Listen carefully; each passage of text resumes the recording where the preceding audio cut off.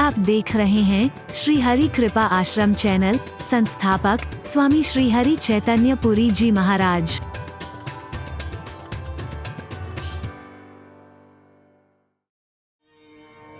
कि एक कारण कष्ट उठाने का कर्म है, बुरे कर्मों का प्रतिफल कष्ट के रूप में हमें मिलता है।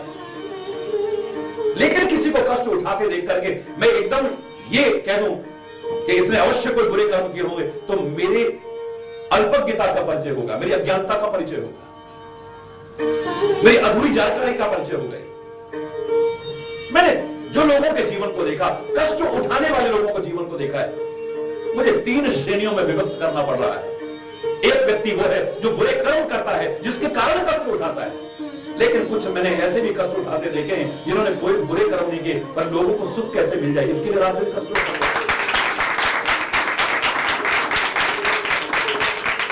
लोगों को सुख पहुंचाने के लिए रात दिन कष्ट उठाने को तैयार। हम जलते हैं क्रोध की आग में, द्वेष की आग में, ईर्ष्या की आग में, पर सुख को देख करके जलते हैं। हम विभिन्न प्रकार से जलते हैं, बदले की आग में जलते हैं। लेकिन जलता दीपक भी है, तिल तिल करके जलता है। दोनों में बहुत अंतर है। एक दूसरों का मार्ग प्रकाशित करने के लिए, उन्हें ठोकरों से बचाने के लिए, अंधकार से उभारने के लिए चल रहा है, और हम अपने कर्मों के कारण चल रहे हैं, अपनी अज्ञानताओं के कारण चल रहे हैं। एक हमारे जीवन के सद्गुणों का विनाश करने वाला होगा चलना, और एक हमारे जीवन के व्यक्तित्व को निखारने वाला होगा चलना। वहां जल करके भी हम नहीं जलेंगे। हमारे जीवन का सौंदर्य, कुछ चीजें ऐसी हैं जल करके राख हो जाती हैं, लेकिन सोना भी जलता है, उसमें तो और निखार आ जाता है। ऐसे लोगों के जीवन के व्यक्तित्व में और निखार आ जाता है, वो जल करके खाक नहीं हो जाता। की आग में नहीं जलते देखा है लोगों को। अच्छा जीवन बना करके औरों को सुख पहुंचाने के लिए कष्ट उठाते देखा है लोगों को। एक ऐसा है जो दूसरों को दुख पहुंचा करके भी स्वयं सुख चाहता है। सुख नहीं मिलेगा, कभी ना कभी दुख की ज्वाला में जलना पड़ेगा। एक ऐसा है जो बदले में मुझे चाहे दुख मिल जाए, पर दूसरों को सुख मिल जाए। तो हमने तो यही सुना था, दूसरों का दुखड़ा दूर करने वाले तेरे दुख दूर करेंगे राम। तेरे दुख तो अपने आप एक दिन दूर करेंगे। कष्ट उठाने का तात्पर्य, कष्ट उठाने का तात्पर्य सीधे सीधे बुरे कर्मों का ही परिणाम मत समझिएगा। मैंने कहा है बुरे कर्मों के कारण अवश्य कष्ट उठाने पड़ते हैं, लेकिन मैं कह रहा हूं आपको, किसी को कष्ट उठाते देख करके एकदम से निर्णय मत कीजिएगा कि इसने अवश्य कोई बुरे कर्म किए होंगे। संतों को कष्ट उठाते देखा है, महापुरुषों को कष्ट उठाते देखा है, अवतारों को भी कष्ट उठाते देखा है। गुरु गोविंद सिंह ने इतने कष्ट उठाए, कौन से बुरे कर्मों के कारण?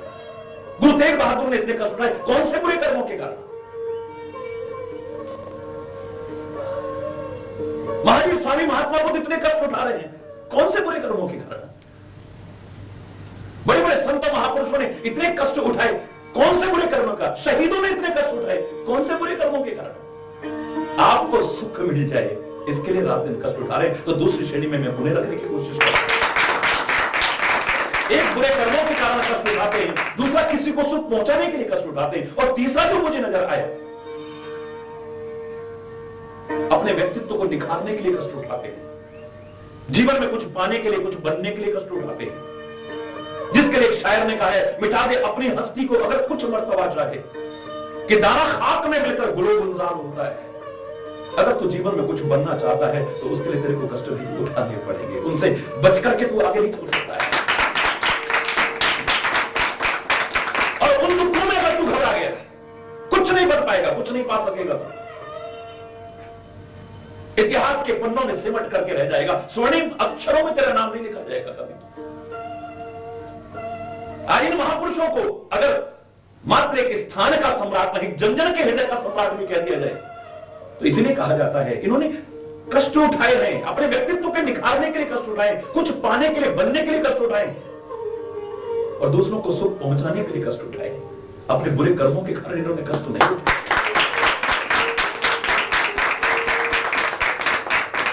आज पूजा हो रही है मूर्ति की, आज आदर हो रहा है मूर्ति का, तो छेनी और हथौड़ी की कितनी चोटें सहन की इसने। वरना एक ही खान से दोनों पत्थर निकले थे, एक पर जूते उतार करके जा रहे हैं, रोनते हुए जा रहे हैं और दूसरे की पूजा कर रहे हैं। आप कहोगे इसके कोई अच्छे कर्म होंगे, इसके कोई बुरे कर्म होंगे। यह कर्मों का परिणाम नहीं है। बड़े कष्ट उठा करके आज पूजा के लायक बना है, सम्मान के लायक बना है। हम भी बच्चों से कहते हैं बेटा आज अगर कष्ट उठाओगे तो कल बड़ी ऐश करोगे, और आज अगर मस्ती मारोगे तो देख लेना फिर भविष्य तुम्हारा कैसा होगा। कुछ बनना है, कुछ पाना है, तो उसके लिए तुम्हें कष्ट उठाने पड़ेंगे। हिमालय की चोटी पर व्यक्ति पहुंच करके आज अपना एक इतिहास बनाता है, एवरेस्ट की चोटी पर पहुंच करके इतिहास बनाता है लोगों की लिए। एक उदाहरण तो बनता ही बनता है, आत्मसंतुष्टि मिलती है। हिमालय की चोटी पर पहुंच करके, एवरेस्ट पर चढ़ करके जब वो झंडा गाड़ता होगा उसे क्या मिलता है इसे तुम नहीं समझ सकते हो, लेकिन वो जो उसे आत्मसंतुष्टि मिल रही है, वो जो स्थान उसे मिल रहा है, ऐसे ही नहीं मिला, बहुत कष्ट उठा करके मिला है। कदम कदम पर मौत का साया मंडरा रहा था, कभी भी तूफान आ सकता था, कभी चट्टानें खिसक सकती थी, कभी भी पैर फिसल करके उसे खाई या दर्रे में गिरा सकता था। घर के जैसे साधन नहीं मिलते थे, अच्छा पलंग या बिस्तरे नहीं मिलते थे, अच्छा ताजा भोजन नहीं मिलता था। इतने कष्ट उठा करके आज वहां तक पहुंचा है, ऐसे ही पहुंच गया। कुछ पाने के लिए, कुछ बनने के लिए कष्ट भी उठाना पड़ता है। हमारी माताएं भी मातृत्व का सुख पाना चाहती हैं, तो जीवन और मौत के बीच झूलने वाला कष्ट उठाती हैं। उस प्रसव पीड़ा में क्या है ये माताएं जान सकती हैं, और वो माताएं जिन्होंने वो प्रसव पीड़ा झेली है।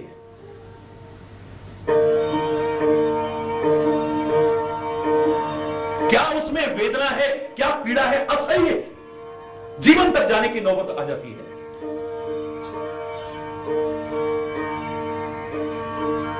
और जिसे वो कष्ट न मिले तो वो ढोंग, पाखंड और अंधविश्वासों की चौखटों पर नाक रगड़ते हैं। उसको पाने के लिए कुछ भी करने को तैयार हो जाते हैं। कुछ पाने के लिए कष्ट उठाने पड़ते हैं। 3 प्रकार के जो लोग मैंने देखे, एक बुरे कर्मों से कष्ट उठा रहे हैं, एक से किसी को सुख पहुंचाने के लिए कष्ट उठा रहे हैं, और एक कुछ पाने के लिए और जीवन में कुछ बनने के लिए, अपने व्यक्तित्व को निखारने के लिए कष्ट उठा रहे हैं।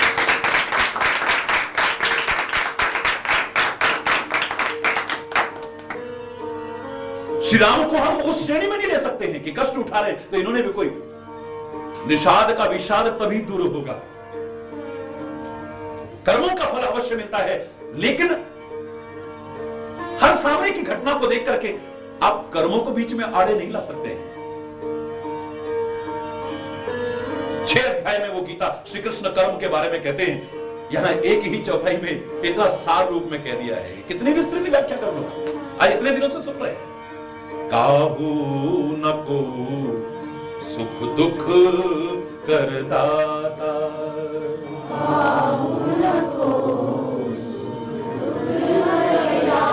निज कृत कर्म भोग सब भ्राता।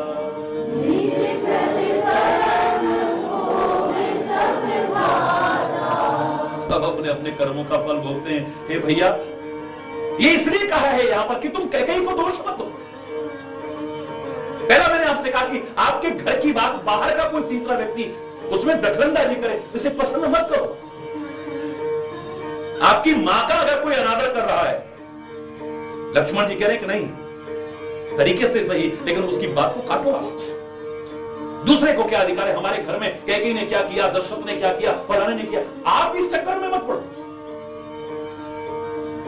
दूसरे को क्या अधिकार है हमारे घर के स्थितियों के बारे में कोई भी टिप्पणी करने का? कम से कम हम उसमें सहभागी ना बने। नहीं भैया, कैकेयी को दोष मत दो, सब अपने अपने कर्मों का फल। हरि बोल, जोर से बोलो ना। हमारी मां को दोष मत दीजिए, हमारे घर की चर्चा मत कीजिए। लेकिन आगे कहा है, अब इसको ये समझाने के लिए अब कर्म के बाद ज्ञान का अध्याय शुरू हो रहा है। और ज्ञान अध्याय में एक ही चौपाई नहीं, अनेक चौपाइयां आ जाती हैं इसमें। जोग वियोग भोग भर मंदा।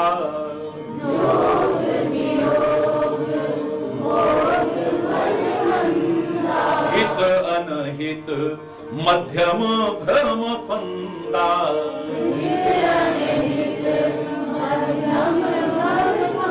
जन्म मरण जह लगी जग जारू।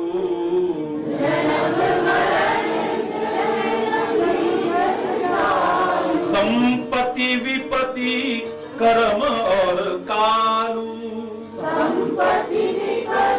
कर्म और धरनी धाम धन पुर परिवारू। धरनी धाम धन पुर सरग नरक जह लगे व्यवहारू।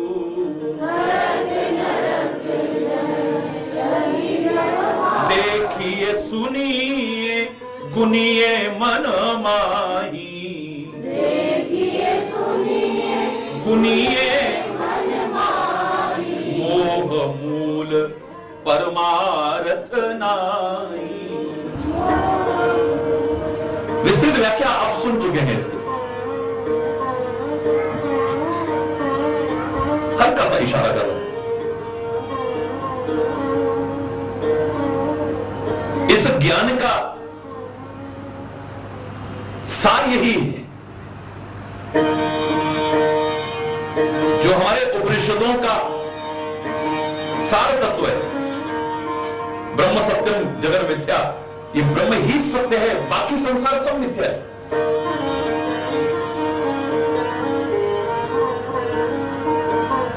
मिलना बिछुड़ना, हित अनहित, या जो बीच के लोग होते हैं जो ना हितैषी में है ना बुरा करने वालों में है, मध्यम, ये सारे ब्रह्म के फंदे हैं। हे निषाद राज, ये जो कुछ तुम्हें दिख रहा है, जो तुम सुन रहे हो, या तुम्हारा मन भी जो विचार करता है, ये सब असत्य है। सत्य इसमें कुछ भी नहीं। जन्म मरण जहलक जग जाग, संपत्ति विपत्ति कर्म और कालो, ये जितना कुछ तुम्हें दिखाई दे रहा है, धरनी यानी पृथ्वी, धाम घर, धन, पुर परिवारों, ये सारा का सारा जितना है, ये सब मिथ्या है, असत्य है, सत्य जैसा लग रहा है। अब आप कहेंगे हम कैसे मान ले? माया की परिभाषा भी यही है। मां का तात्पर्य है नहीं। मां संस्कृत में नहीं को कहते हैं।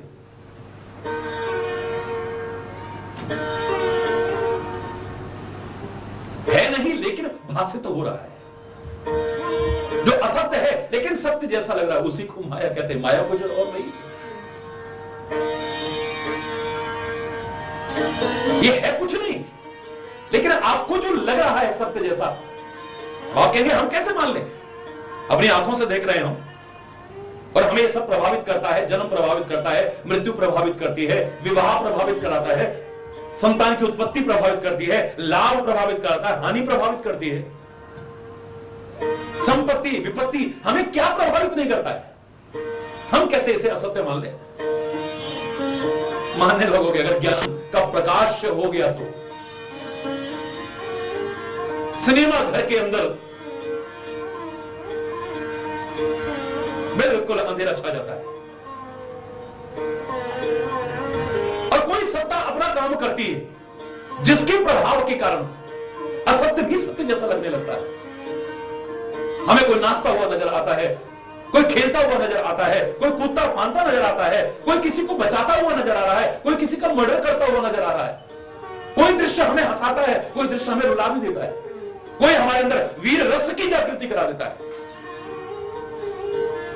पर तभी तक है जब तक अंधेरा है। उसी सिनेमा घर के अंदर अगर प्रकाश फिर से कर दिया जाए तो सामने सफेद पर्दे के अलावा कुछ भी नजर नहीं आएगा, कुछ भी नजर नहीं आएगा। ये असत्य है लेकिन सत्य जैसा लग रहा है। इसी ज्ञान की अगली सीढ़ी में, अगले सोपान में, उसी चिंतन को लक्ष्मण जी महाराज निषाद को समझा रहे हैं। सपने होए भिखारी नृप सबने रंक नाक पति हो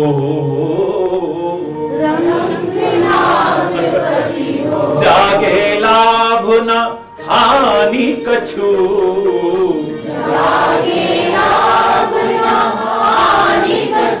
तिमि प्रपंच जिए जो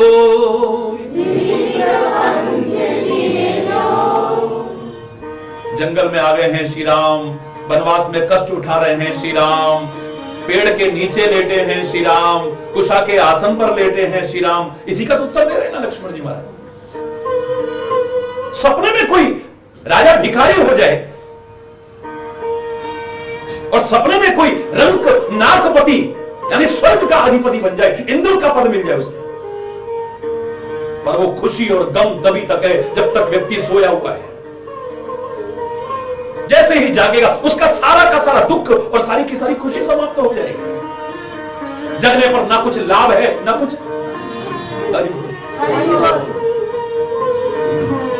अभी तो कहते हैं संत महापुरुषों का जीवन क्या, आए की खुशी नहीं, जाएगा गम नहीं। हरि बोल, हरि बोल। जो भला करे उसका भी भला, जो बुरा करे उसका भी भला। तभी तो आता है ये चिंतन, कैसे आ जाता है। वो जानते हैं सब जो कुछ हो रहा है वस्तुता है कुछ भी नहीं, या तो माया का स्वरूप है या इस स्वप्न की भांति है। अब निषाद के मन में प्रश्न उठना चाहिए, ये जो कुछ हम देख रहे हैं तो हम तो जगी हुई हालत में देख रहे हैं, हम सो थोड़ी रहे। अरे जोर से बोलो ना, और जोर से बोलो ना। हम सोए तो नहीं है, ये जगी हुई हालत में हम देख रहे हैं। हम इसे असत्य कैसे मान ले? मैंने इसे 3 रूपों में कहा है, जो विस्तार से आपने सुना है कि पहला तो आप इस संसार को एक रंगमंच मान लीजिए और तुम्हें अभिनय करने को मिला है। जितनी देर का अभिनय करने को मिला है उतनी देर करो। मजा तब है जब कुशलता पूर्वक अभिनय करो। जो अभिनय तुम्हें मिला है उसमें खो जाओ पूरी तरह से, उसे सजीव चित्रण करके दिखा दो तो लोग वाह वाह कर उठेंगे, तालियां बजाएंगे तुम्हारे ऊपर। विस्तृत व्याख्या फिर से नहीं कर रहा हूं मैं, सूक्ष्म में इशारा कर रहा हूं फिर से। अगर तुम्हें मानव का अभिनय करने को मिला है तो मानव बनना, दानव मत बनना। कभी इंसान का अभिनय करने को, नाटक करने को इस रंगमंच पर मिला है तो इंसान बन करके दिखा देना, शैतान या हैवान बन करके मत दिखाना। सब नाटक है, रंगमंच पर अभिनय चल रहा है। एक कुशल अभिनेता हो सकता है और बहुत से लोग, उनको बार बार जन्मना मरना पड़ता है, बार बार आना जाना पड़ता है, क्योंकि वो कुशल अभिनय नहीं कर रहे हैं। एक निर्देशक पीछे है, एक सूत्रधार पीछे जो दिख नहीं रहा है लेकिन हर क्रिया को नोट कर रहा है। वो इशारा करता, कट, क्या तुमने क्या किया यार, फिर दोबारा से चलिए, फिर दोबारा चलाता है, फिर अभिनय कराता है, फिर कट, रीटेक हो रहा है बार बार। कितना टाइम बर्बाद होता है। लाइट ऑन, साइलेंस, एक्शन, और फिर इतना टाइम लगा और उसके बाद में कट, बार बार कट करना पड़ रहा है, बार बार कट करना पड़ रहा है। कई बार तो कहेगा कि तू इस रोल के लायक है ही नहीं है, तुझे जो इंसान का रोल दिया था तू इंसान का रोल नहीं कर सकता है। कितने चांस तेरे को दिए, फिर तू गलत कर रहा है। हटा इसको भाई। बोले जी मेरी तो बड़ी बेइज्जती हो जाएगी। ठीक है, इसको फिर वो जो बंदर सेना बनेगी उसमें बंदर बुंदर बना देना। अरे वो अगर तुम्हारा इतना ही शौक हो रहा है एक्टिंग का, तुम एक्टिंग करने लायक नहीं हो। तुम्हें राम नहीं बना सकते, तुम नहीं कर पा रहे हो। लक्ष्मण तुम्हें नहीं बना सकते, तुम नहीं कर पा रहे हो। शत्रुघ्न तुम्हें नहीं बना सकते, हनुमान तुम्हें नहीं बना सकते। हाँ चलो ठीक है यार, ये बहुत ज्यादा, इसको बंदर बुंदर बना देना, बस पीछे को खड़ा कर देना, पीछे एक्टिंग कर ही नहीं पाता है। पता नहीं फिर तुम्हें कीड़ा बनाएगा, मकोड़ा बनाएगा, पशु बनाएगा, पक्षी बनाएगा, पता नहीं क्या बनाएगा। बार बार नहीं मिल रहा है। अगर इसे कुशलता पूर्वक नहीं करोगे, बजा तब है जो रोल तुम्हें मिला है। अगर संत का रोल मिला है तो संत बना करके दिखा देना अपने आप को, दुष्ट बना करके।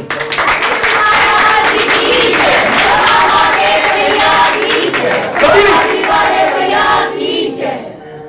ऐसा अभिनय हो। और मैंने कहा था, आप ये कहेंगे, आपके मन में प्रश्न आना चाहिए, तो ये जो संत कर रहे हैं ये भी क्या नाटक है? अगर संसार में सब नाटक है, अरे बोल, ये भी क्या नाटक कर रहे हैं? एक्टिंग कर रहे हैं खाली? ये गुरु जो कर रहे हैं क्या खाली एक्टिंग कर रहे हैं? अवतार आकर के जो कर रहे हैं क्या खाली एक्टिंग करते हैं?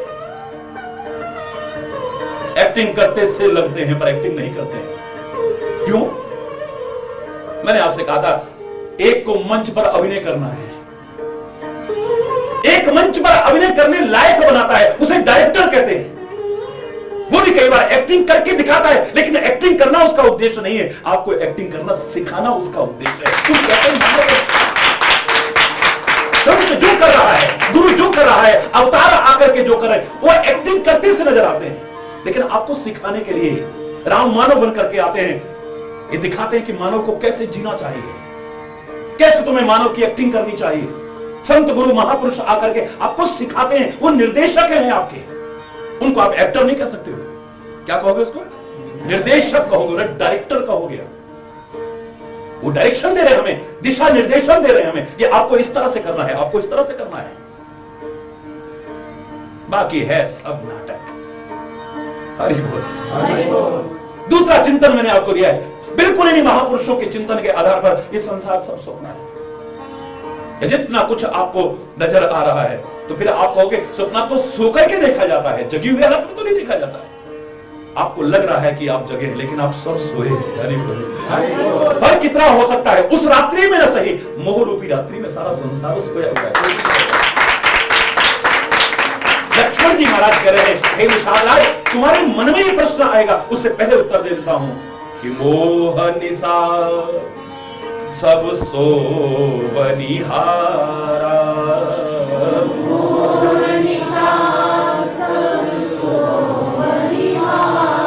देखहि स्वपन अनेक प्रकारा।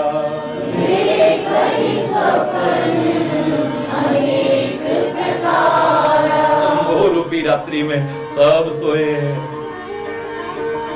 एक गीता के ज्ञान की आवश्यकता ही तभी पड़ती है।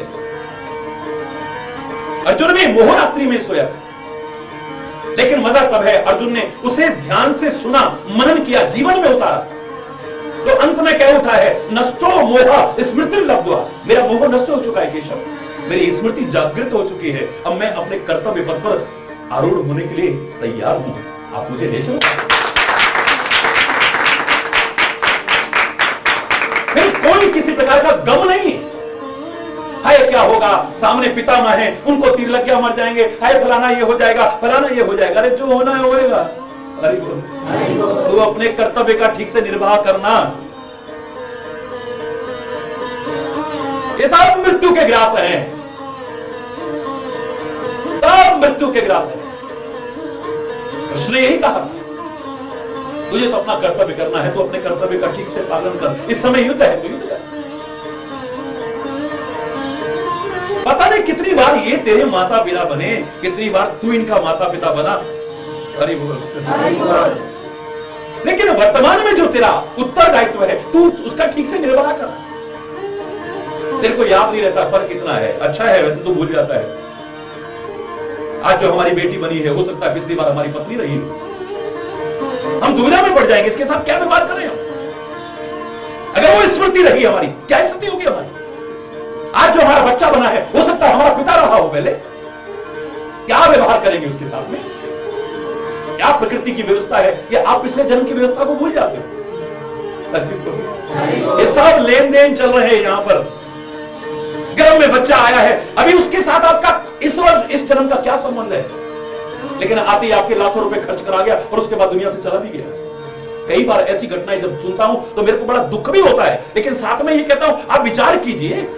हरि बोल। ये आखिर इसके साथ क्या संबंध था? कितनों के विवाह हुए, उसके बाद तलाक हो गए, कितने प्रकार की स्थितियां आ गई। वो बेचारे जो सज्जन लोग बड़े सुखी जीवन जी रहे थे, वो जेलों में सड़ते रहे। हरि बोल।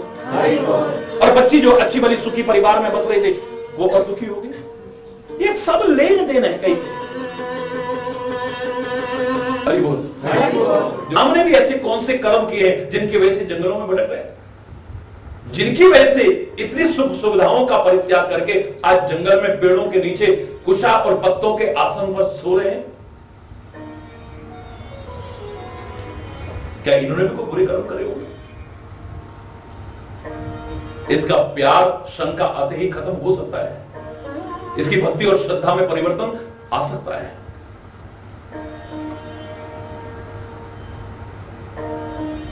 इसे सतर्क कर रहे पहले से। हरि बोल, हरि बोल। सखा परम परमारथ एहु, मन क्रम वचन राम पद नेहु। ये जो राम है ना, ये खाली मेरे भैया नहीं है। हरि बोल, हरि बोल। ये खाली अवध नरेश के पुत्र नहीं है। हे निषाद राज,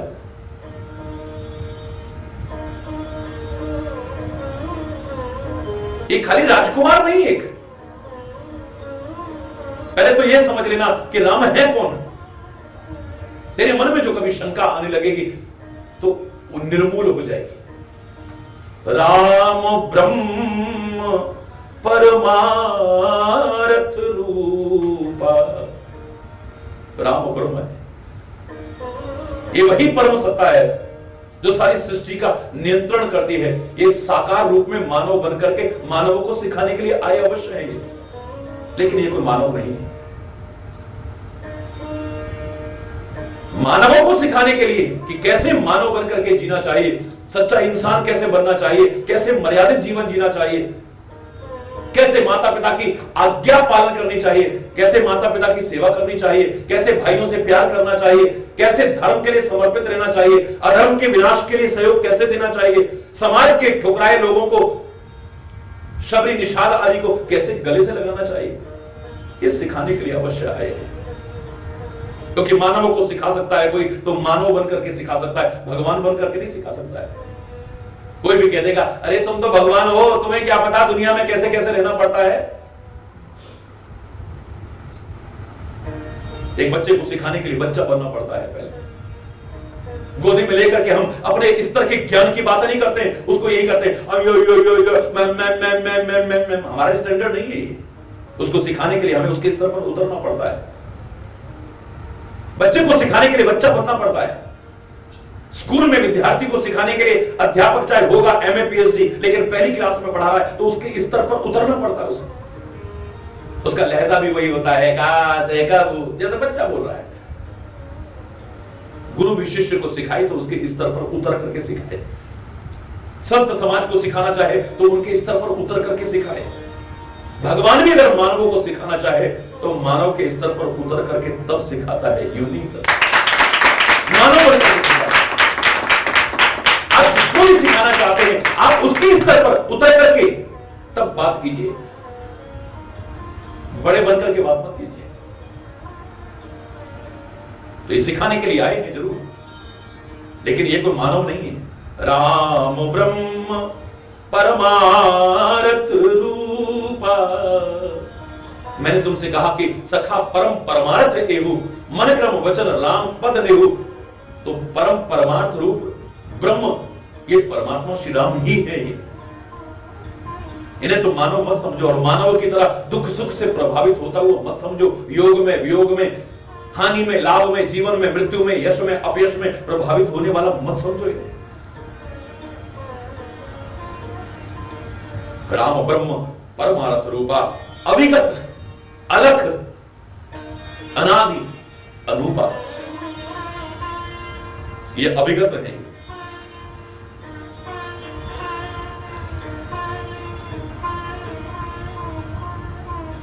जानने में नहीं आ पाते हैं।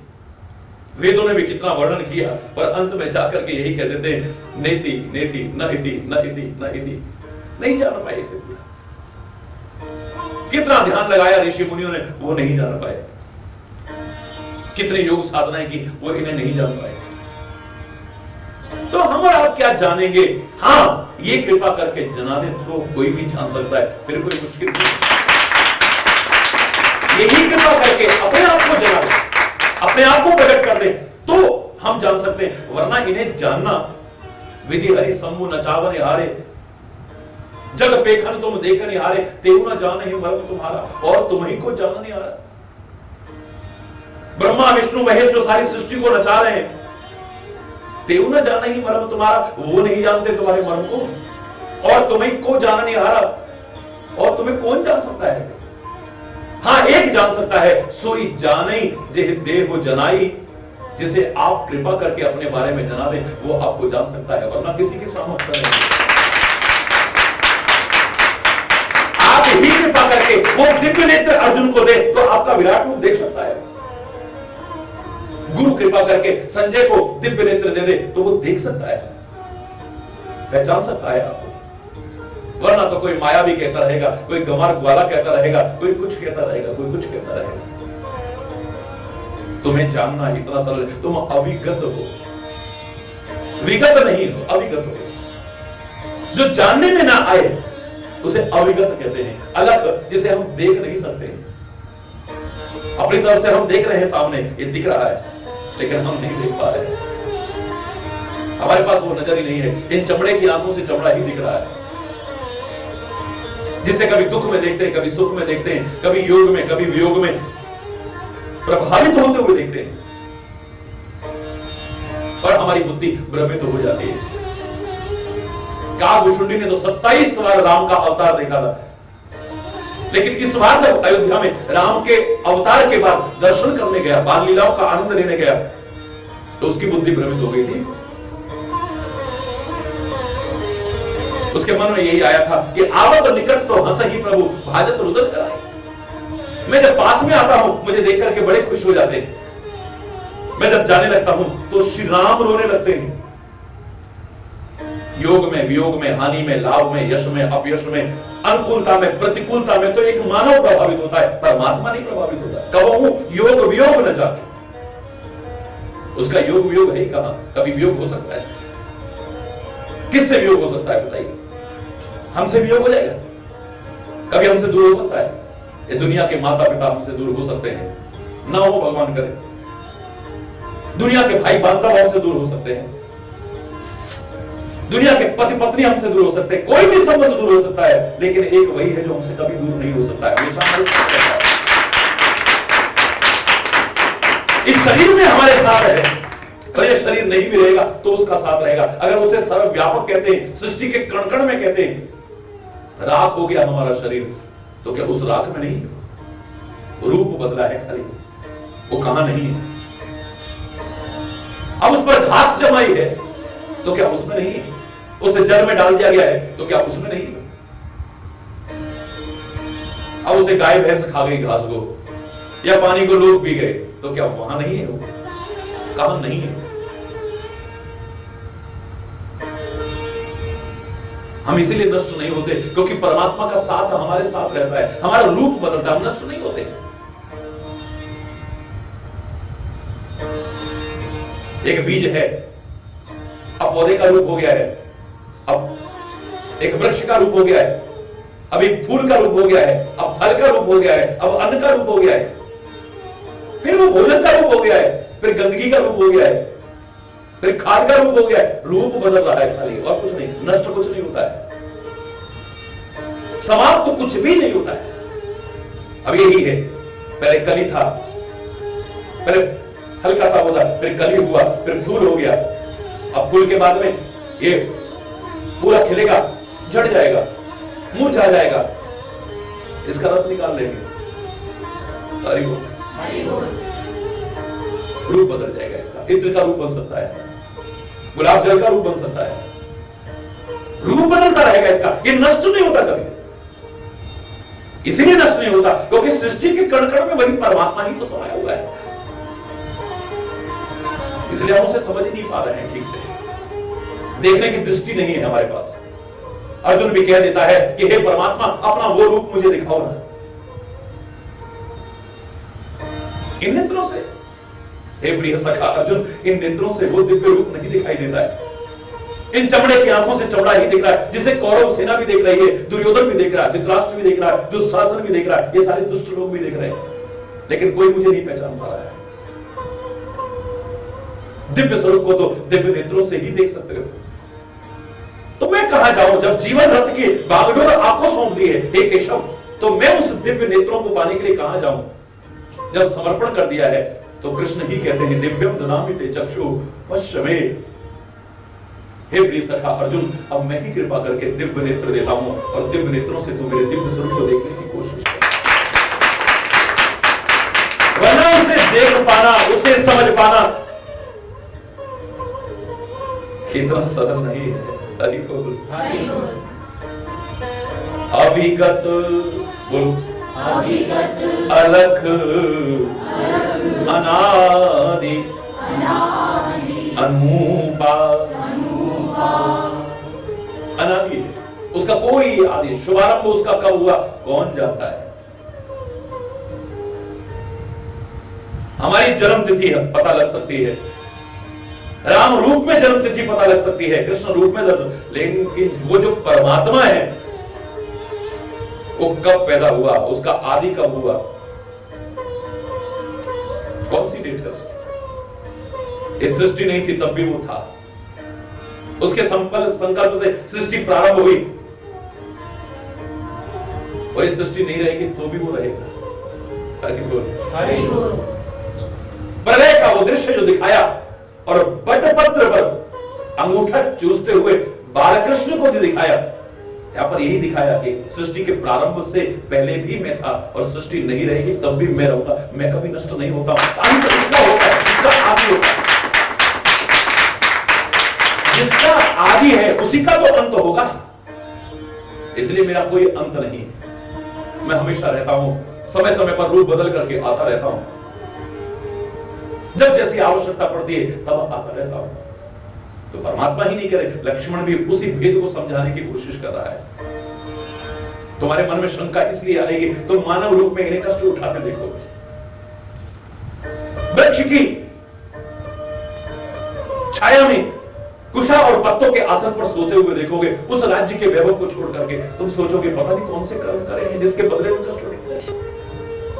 तो कल मैंने आपसे कहा कष्ट उठाना कर्मों के कारण होता है, लेकिन मात्र कर्मों के कारण ही कष्ट उठाता है व्यक्ति, ऐसा नहीं है। एक अपने कर्मों से कष्ट उठाता है, एक किसी को सुख पहुंचाने के लिए कष्ट उठाता है, एक जीवन में कुछ पाने के लिए, कुछ बनने के लिए कष्ट उठाता है। कष्ट उठाने का अर्थ खाली गलत कर्म नहीं है।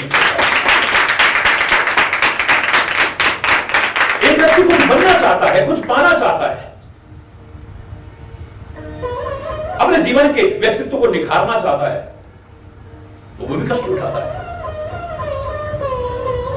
एक बुखार में तपता है, एक कुछ बन नहीं पाया तो सड़क पर तप रहा है, पत्थर फोड़ता हुआ, बिल्डिंग बनाता हुआ तप रहा है। लेकिन एक व्यक्ति के घर में सब कुछ है, हर सुख सुविधा है, लेकिन जबरदस्ती जाकर के तप रहा है, यानी तपस्या कर रहा है, अपने किसी कर्म के कारण नहीं, कुछ पाने के लिए, कुछ बनने के लिए वो तप रहा है, यानी तपस्या कर रहा है, यानी कष्ट उठा रहा है। एक अपने कर्मों से उठा रहा है, एक कुछ बनने के लिए, और एक व्यक्ति किसी को आग से बचाने के लिए उस अग्नि में कूद पड़ता है, तो तप हो भी रहा है, लेकिन फर्क इतना है, ये अपने कर्मों के कारण नहीं, किसी को उस आग से बचाने के लिए तप रहा है।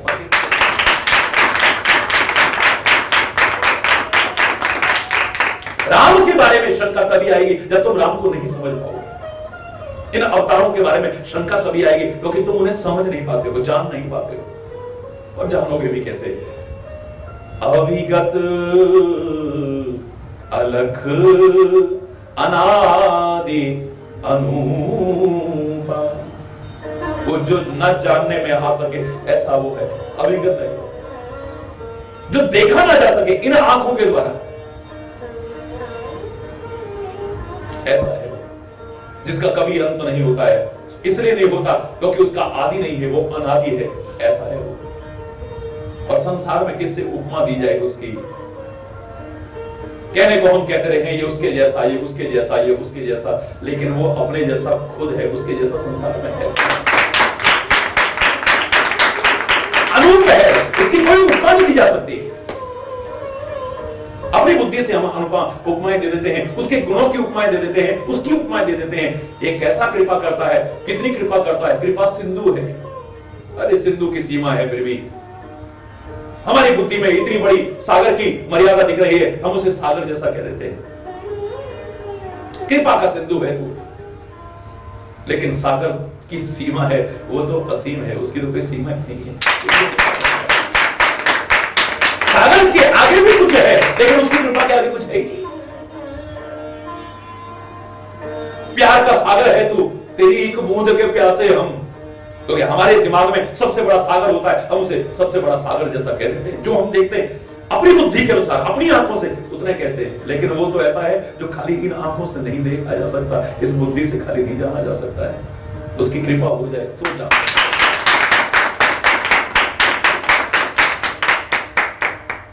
असीम है वो तो, अनंत है वो तो, अनादि है वो तो, अकथ है वो, कहा नहीं जा सकता है। हरिचंद्र भी कह रहा है और लोग भी कह रहे हैं, उसके गुणों का बखान कर रहे हैं, उसकी कीर्ति का बखान, अपनी रचना को पवित्र कर रहे हैं और उनके कानों को पवित्र करा रहे हैं। ठीक है, अपने समय का सदुपयोग कर रहे हैं, बड़ी अच्छी बात है। वरना सब जानते हैं कि आकाश का कौन अंत पा सकता है। उड़ती मक्खी भी है, उड़ता मच्छर भी है, उड़ता बाज भी है, उड़ता गरुड़ भी है। हो सकता है गरुड़ बहुत तेज उड़ लेता हो, अंतरिक्ष तक पहुंच जाए, लेकिन वहां भी आकाश दिखाई देगा। आकाश का अंत नहीं पा सकता व्यक्ति। अपनी अपनी सामर्थ्य से अपनी अपनी उड़ता अवश्य है व्यक्ति, अपनी अपनी उड़ान अवश्य भरता है। वो भी उसकी कृपा से, जब तक वो है, उसका साथ है, तो उड़ान भरता है आदमी। हरिचंद्र भी उड़ान भर रहा है उसकी कृपा से जितनी भर सके। लेकिन मैं भी जानता हूं कि आखिर में मुझे भी कहना पड़ेगा न इति न इति न इति। इसका कोई अंत नहीं है, कोई अंत नहीं है, कोई अंत नहीं है। ये मात्र वाणी का विषय नहीं है, मात्र इन नेत्रों से देखने का विषय नहीं है, मात्र इन कानों से सुनने का विषय नहीं है। इतने से पूर्णता नहीं हो पाएगी कभी। ये सहायक हो सकती है सारी बातें, बाकी वो तो हरि बोल। अब किससे उपमा दें उसकी, ऐसा है ही कौन। मनुष्य शत्रुपा ने कह दिया, जब कहा कि वरदान मांगो, उन्होंने कहा चाहे तुम्हें समान सुत प्रभु सन कहो दुराओ। आपसे क्या छुपाएं और आपसे छुपेगा भी क्या। हमारे दिल की बात यही है कि हम आपके जैसा बेटा चाहते हैं, जो समर्पित भाव से चलते हैं। उनके लिए प्रभु कृपा करके उनकी गलतियों को सुधार देते हैं। प्रभु कहते हैं कि आप सरिस खोजो कहां जाइए। हे पिताश्री, मैं अपने जैसा कहां जाकर के खोजूंगा। मेरे जैसा कोई दुनिया में है कौन। नर तब तने हो मैं आई। हे राजन, आपका बेटा मैं खुद ही बन करके आ जाऊंगा, बाकी मेरे जैसा तो ढूंढने पर मिलेगा ही। जैसा का तात्पर्य होता है कि उससे कम है कहीं ना कहीं। एक सोना है, एक सोने जैसा है, तो सोना तो नहीं हो सकता। सोने जैसा हो सकता है, लेकिन सोना तो नहीं हो सकता है, नहीं उसकी कीमत उतनी होगी। कैसे उपमा दे देंगे उसकी, बताइए। सुबह सुबह की किरणें पड़ रही हैं, पहाड़ भी सोने जैसा लग रहा है बर्फ का, तो सोने जैसा है, उसको बेच करके आप सोने जैसी कीमत तो नहीं पा सकते। हरि बोल, हरि बोल। दिन में धूप पड़ रही है उस पर, तो चांदी जैसा नजर आ रहा है। हरि बोल, हरि बोल। चांदी जैसा ही तो है, चांदी तो नहीं है। फिर उसकी उपमा दे किससे। एक परमात्मा है, एक मां है, जिसकी उपमा कभी नहीं दी जा सकती। मां की उपमा भी संसार में किसी से नहीं दी जा सकती, याद रखना। उपमा शब्द बता रहा है कि अगर मां की उपमा देते हैं तो उपमा हो जाती। उपमा ने छोटी, उपमा ने छोटी, उसके मां के दर्जे को कम कर देंगे, उसके स्थान को कम कर देंगे, उसकी गरिमा को कम कर देंगे अगर उसकी किसी के साथ उपमा देने की कोशिश करें।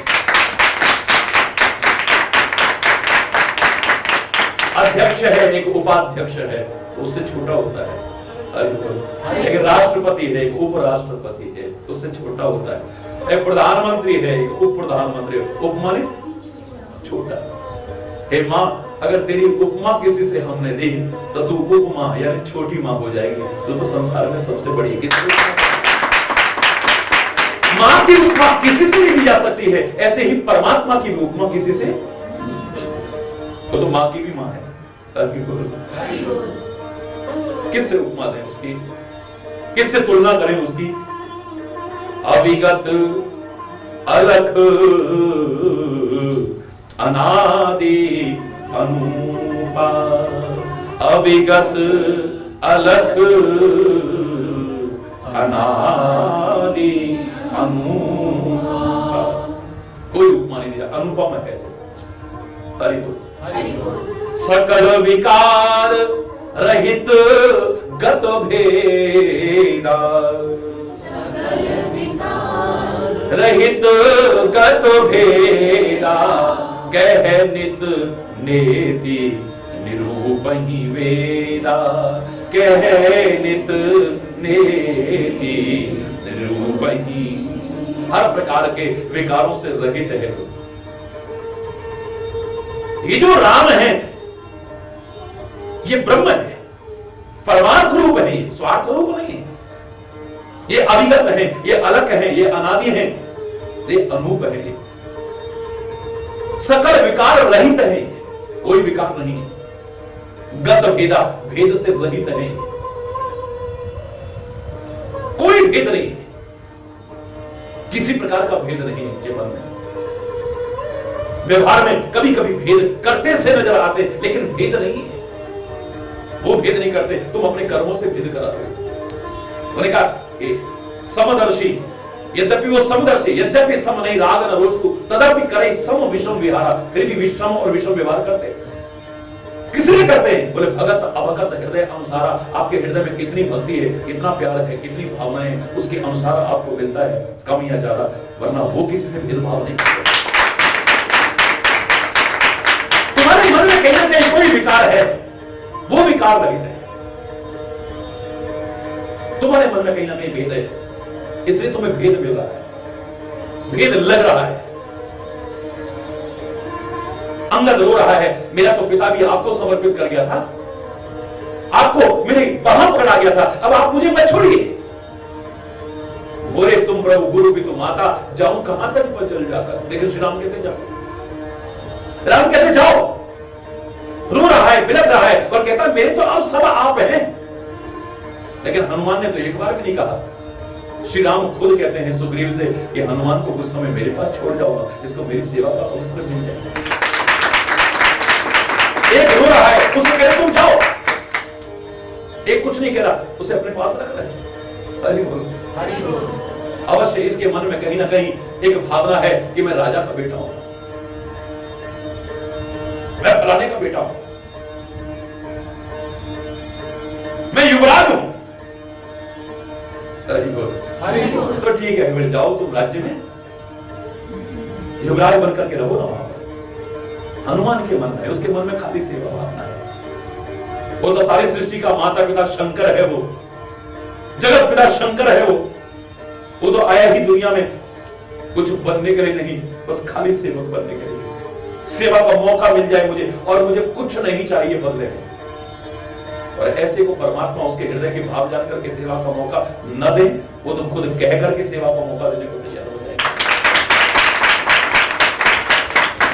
प्यार में कमी नहीं है, अंगद की भी कमी नहीं है। ऋषि मुनियों के कुटियाओं में खुद चरण डाल रहे हैं, और विभीषण ने कितनी प्रार्थना की कि लंका जैसी अपवित्र नगरी को सौभाग्य मिला है, और आपकी 14 वर्ष की अवधि भी समाप्त हो गई वनवास की। अब एक बार लंका में चरण डाल के इसे पवित्र कर लो ना। अपने भक्तों की भावनाओं को पूर्ण करने वाले श्री राम क्यों नहीं गए? हरि जोर से बोलो। विभीषण के प्यार में कमी तो नहीं है, लेकिन इससे भी ज्यादा प्यार भरत का है, जिसके लिए श्री राम खुद व्याकुल हैं। अगर एक क्षण का भी विलंब हो गया तो विभीषण तो अपने प्राणों को नहीं त्यागेगा, लेकिन मेरा भरत भैया अपने प्राणों तक का परित्याग करेगा। वहां अगर मैं न गया तो अपने प्राणों को भी रखेगा। वो अपने प्राणों से ज्यादा मेरे को प्यार करता है। हम अपने कम या ज्यादा प्यार के कारण भेद प्राप्त करते हैं, भेद जैसा हमें लगता है, लेकिन परमात्मा भेद नहीं करते। हरि बोल। गुरु भेद नहीं करते। हम अपनी कमियां नहीं देखते, हम उन पर कमियां थोपने लगते हैं। फलाने के साथ तो ऐसा, हमारे साथ। हरि बोल। सकल विकार रहित गत भेदा, कह नित नेति निरूपहि वेदा। नित्य वेद भी जिसका निरूपण करते हैं नेति नीति कह करके, न इति न इति न इति, जिसका कोई अंत नहीं पाया जा सके। हे अनंत, हे जगदाधार, ऐसा है तू। लक्ष्मण कहते हैं जैसे मानव मत समझो, ये वही परमात्मा अवतार लेकर के आए। भगत, और किस लिए आए हैं? भगत बोलो, भूमि भूसुर सुरभि सुरहित लागे कृपाल करत चरित धरि मनुज तनु सुनत मिटहि जग जास। ये भक्तों के लिए आए हैं। हरि बोल। ये भक्तों के लिए आए हैं। ये खाली रावण को मारने नहीं आए, रावण को भी उबारने आए, क्योंकि ये भी कभी इन्हीं का द्वारपाल था। हरि बोल। ये भी इनका सेवक था, गलत स्थिति में आ गया है, उसे उबारने जरूर आए, ये उसे मारने नहीं आए। मारने के लिए तो इनको देर कितनी लगेगी, जिसके अंदर से हट गए उसकी मौत हो गई। उसके लिए तीर चलाना और ये करना और सेना, राम को क्या आवश्यकता है? राम अगर आए हैं इस दुनिया में तो याद रखना, भगत भक्तों के लिए आए। भूमि इस पृथ्वी का भार हरण करने आए हैं। भूसुर अर्थात ब्राह्मणों के लिए आए। ये पृथ्वी की जो देवता है, जो देवत्व परिपूर्ण जीवन जीते हैं, मैं तो उन्हीं को कहता हूं। भूसुर माने पृथ्वी के देवता, जो वास्तव में देवत्व परिपूर्ण जीवन जीते हैं, उनके लिए आए हैं। और सुरभि, सुरभि माने गौ। गौ और गौ जैसे जो लोग हैं बेचारे, सीधे साधे, जिनका कोई नहीं है, उनका परमात्मा होने तक यह करता है। भगत भूमि भूसुर सुरभि और सुरहित लागे कृपाल। और देवताओं के लिए वो कृपालु परमात्मा करत चरित्र धरि मनुज तन, मानव शरीर धारण करके अनेक प्रकार के चरित्र कर रहा है। और उसे अगर तुम ठीक से सुन लोगे, सुनत मिटहि जग जाल। कहने से नहीं कहा है, देखने से नहीं कहा है, पढ़ने से नहीं कहा है, क्योंकि वहां तो शंकाएं पैदा हो सकती हैं। देख करके शंकाएं हो जाएंगी तुम्हारे मन में। भगवान के चरित्रों को देख करके अच्छों की बुद्धि भ्रमित हो गई तो तुम बचोगे। हरि बोल। ये भगवान कैसे हो सकते हैं, ये भगवान कैसे हो सकते हैं, ये भगवान कैसे हो सकते हैं, ऐसा क्यों, ऐसा क्यों, ऐसा क्यों, बस इसी मकर जाल में फंसे रहोगे। लेकिन अगर किसी जानकार के मुख से सुन लोगे तो तुम्हारे वो सारे जितने जगजाल हैं, जितने भ्रम हैं, जितनी शंकाएं, वो सारी की सारी समाप्त हो जाएंगी। प्यार पैदा होगा। इसलिए हे सखा, हरि बोल, हरि बोल, जोर से बोलो ना, हरि बोल। इसलिए हे सखा, सखा समुझी अस परिहर मोह, सखा समुझी अस परिहरि मोह। ऐसा विचार करके जो मोह तेरे मन में पैदा हुआ है, या हो सकता है जो अज्ञान पैदा हुआ है, या हो सकता है जो शंका पैदा हुई है, या हो सकती है कि पता नहीं किन कर्मों के कारण यहां कष्ट उठा रहे हैं, क्या कहीं ने ऐसा क्यों किया, क्या कहीं ने ऐसा क्यों किया, इसको दूर कर दे। सखा समुझ अस परिहर मोह, सिय रघुवीर चरण रत हो। सिया राम जी के चरणों में तुम प्यार करो, बस अपने प्यार को स्थिर बनाए रखना, कभी कम मत होने देना या कभी इसे नष्ट मत होने देना। यही जीवन का परम पुरुषार्थ है। हे सखा, धन्य है ऐसे लोग जो किसी की श्रद्धा कम हो रही हो या श्रद्धा कम होने की संभावना हो, उसको संभाल देते हैं, उसके प्यार, उसकी भक्ति, उसकी श्रद्धा, उसकी भक्ति को स्थिर कर देते हैं। और दुर्भाग्यशाली हैं वो लोग जो अपनी श्रद्धा तो हटाते ही हैं, साथ में दूसरों की भी श्रद्धा को आहत करने की कोशिश करते हैं, आस्था को आहत करने की कोशिश करते हैं। शंकाएं दूर करने की बजाय उनके हृदय में, उनके मस्तिष्क में और शंकाएं पैदा करने की कोशिश करते हैं। धन्य है लक्ष्मण, धन्य है ऐसे आचार्य जो इतने दूरगामी सोचते हैं कि कभी इसके मन में शंका पैदा हो सकती है प्रभु के प्रति, इसका प्यार खत्म हो सकता है, उसे अभी से निर्मूल करने की कोशिश करते हैं, इसके प्यार को स्थिर करने की कोशिश करते हैं। ज्ञान, भक्ति और वैराग्य परिपूर्ण चर्चा सुना करके दूर करने की कोशिश करते हैं। उसके जीवन को महान और दिव्य बनाने के लिए कर्म, भक्ति और ज्ञान का समन्वित रूप उसके सामने रखते हैं। हे सखा, अपने मोह का परित्याग कर दो, अपने अज्ञान का परित्याग कर दो, अपनी आसक्ति का परित्याग कर दो, अपनी शंकाओं का परित्याग कर दो और सिय रघुवीर चरण रत हो, श्री रघुवीर सिय रघुवीर चरण रत हो, सिय रघुवीर चरण। बस कहत राम गुण भाव बिनु सारा। इस चौपाई जो अभी आपने सुनी, सिय रघुवीर चरण रत हो, यहां तक 14 पंक्तियां हैं कुल, 18 पंक्तियां, क्षमा चाहूंगा, गीता के 18 अध्याय से कम नहीं है एक एक पंक्ति। और भी विस्तृत व्याख्या समय आने पर ईश्वर की कृपा से करने की कोशिश करूंगा। जो कमी रह गई हो उन्हीं से प्रार्थना करूंगा कि उसे भी दूर करे। लक्ष्मण गीता आपके जीवन से भी मोह को दूर कर सके, आसक्ति को दूर कर सके, व्यक्ति के लगाव को दूर कर सके, बंधन के कारणों को दूर कर सके, आपकी शंकाओं को दूर कर सके, आपकी अज्ञानता को दूर कर सके। मैं प्रभु से प्रार्थना करता हूं, आप इसे जीवन में उतार करके अपने जीवन को उच्च, अपने जीवन को दिव्य, अपने जीवन को आदर्श और महान बनाने की कोशिश कीजिए।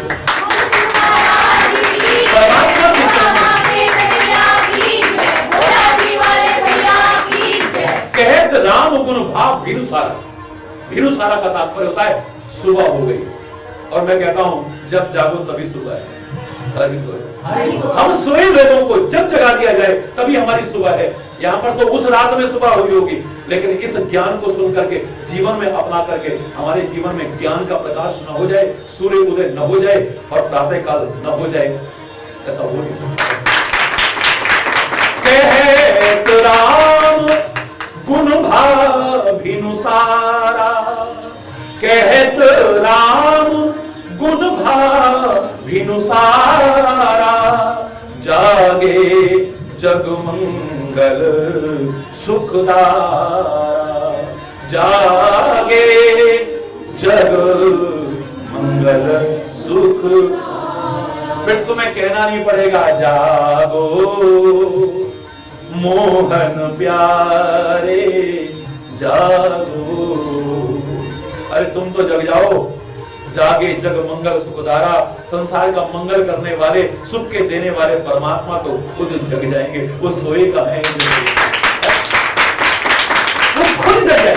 आपकी भावनाओं में मैं तर्क नहीं करता, हमेशा कहता हूं, मैं नहीं कहता आप ऐसा क्यों कहते हैं, लेकिन कई बार दुख होता है कि हम तो मोह रात्रि में सोए हैं, अज्ञान रात्रि में सोए हैं, लेकिन प्रभु जिनके सोने पर सृष्टि का अस्तित्व नहीं बचेगा, हम उनसे कहते हैं जागो मोह प्यारे। खुद नहीं जगते, दुनिया को जगाना तो दूर, परमात्मा को जगाने की। हरि बोल। खुद जगो, उठो, जागो, पर अपने लक्ष्य की ओर आगे बढ़ो।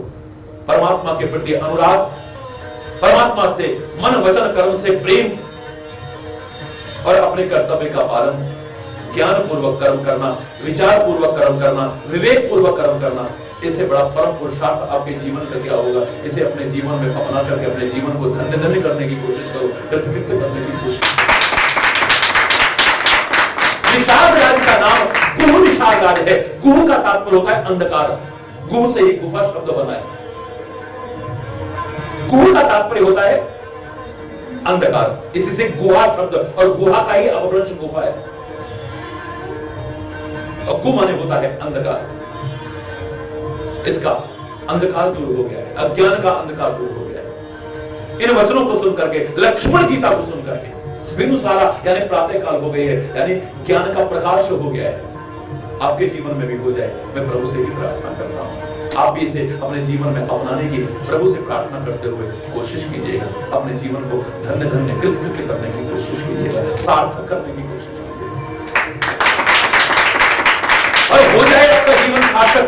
मैं प्रभु से ही प्रार्थना करता हूं। इसके आगे का प्रसंग कल, आज यहीं पर कोई गलत शब्द निकला हो उसके लिए क्षमा याचना करता हुआ अपनी वाणी को ग्राम बोलो वृंदावन बिहारी। जय जय नारायण नारायण हरि हरि, जय जय नारायण नारायण हरि हरि, जय जय नारायण नारायण हरि हरि, जय जय नारायण नारायण हरि हरि, जय जय नारायण नारायण हरि हरि, जय जय नारायण नारायण हरि हरि, हरि बोल हरि बोल हरि बोल।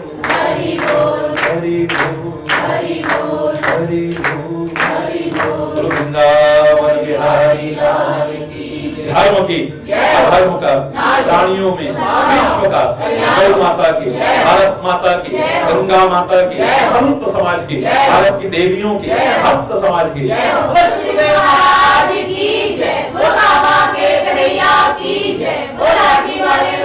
वृंदावन बिहारी लाल की जय जय श्री राधे श्याम राम।